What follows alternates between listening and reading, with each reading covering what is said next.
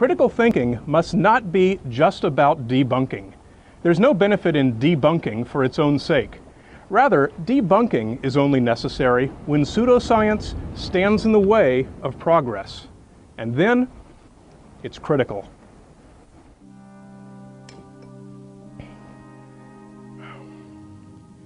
Precognition is where you dream or imagine or foresee some event that later comes true, when there's no possible way you could have known about it.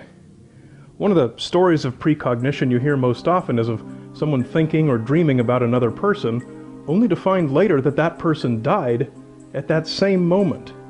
It sounds like proof positive that there must have been some psychic connection. French physicists Georges Charpak and Henri Broch made a neat calculation to show that this is not only possible, it's inevitable. On average, it should happen to about 1 in every 150 people sometime in their lifetime. Assume that everyone knows about 10 people who die each year, either family, acquaintances, or mostly celebrities and famous people. People who might pop into your thoughts no more than once a year. There are 105,120 5-minute intervals in a year in which each of those 10 people might die.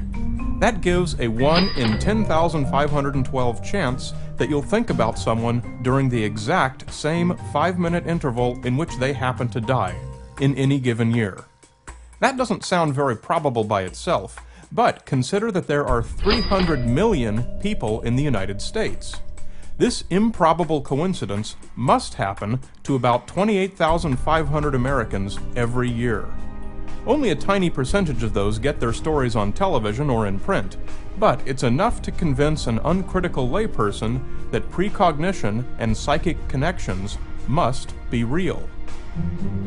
And when you relax the criteria even slightly, you think or dream about someone, then next time you talk to them you find that something unpleasant has happened in their life, the probability goes up exponentially by a factor of millions.